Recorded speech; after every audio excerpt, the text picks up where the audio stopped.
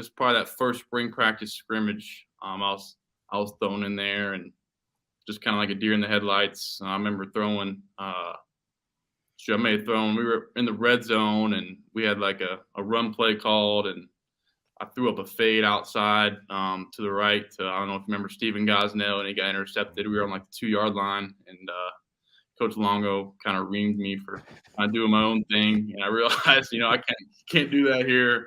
Like in high school, I used to throw up a fade on a run play like it was nothing. But probably that was my two kind of welcome to college moments of realizing, I gotta stick to the script and can't just do my own thing like it's high school anymore.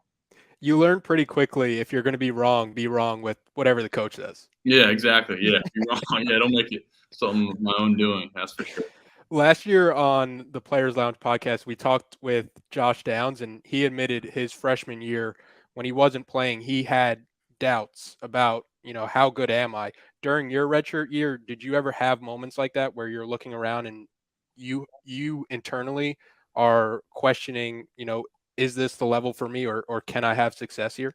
Yeah, that's a great point. I think we, sometimes when you don't play right away, any college player will tell you they go through doubts of, do I have it, or can I play here, or am I talented enough to play at this level?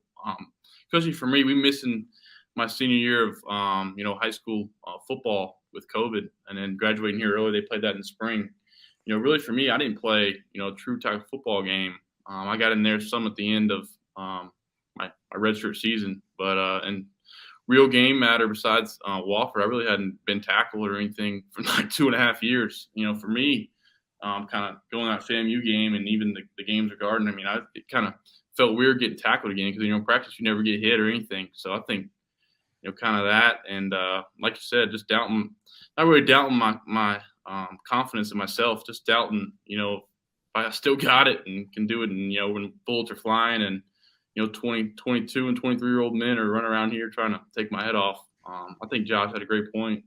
I think any college football, player that is playing now, if they didn't play right away, would if they don't say they thought that they lost it, they're probably lying, because I think it's pretty difficult when you come from high school and you're the guy and you come to college, you kind of get a reality check. I think it's honestly good for most players. During that year, you mentioned your friendship with him, but what was it like learning behind Sam Howell?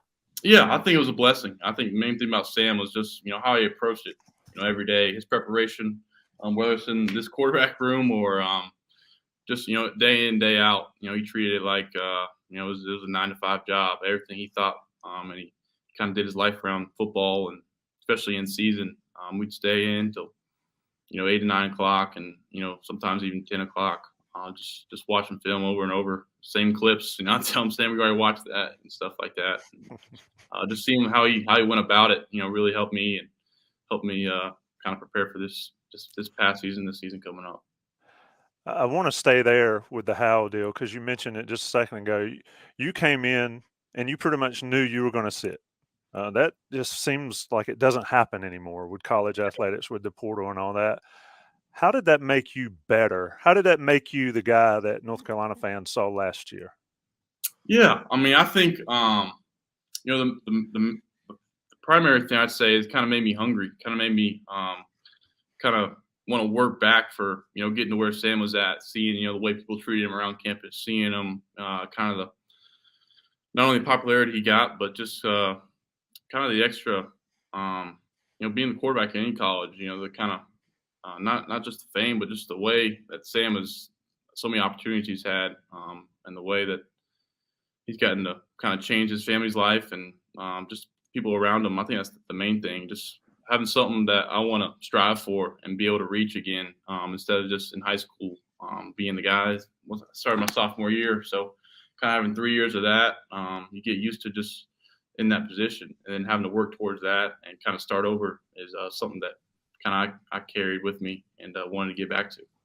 I remember doing videos about Sam Howell when he was the quarterback, and I was saying he was the best quarterback in school history, and then you step into the role, you play 1 or 2 games, and then I'm already saying you're the best quarterback in school history. Have you had time to reflect on the numbers you put up in your first season, where you set the school record for single season passing yards and you tie somebody like Sam Howell with passing touchdowns? Yeah, I mean, I don't think 1 year of me playing is on the level of Sam's 3 years. Just what he did here was incredible, and it was awesome to see it firsthand. Being with him every day and being with him on game days, see how he did it. He's just, especially that last year, what he did on the ground was most impressive to me. How he ran the ball and just kind of really did whatever he could to try to get wins in the win column.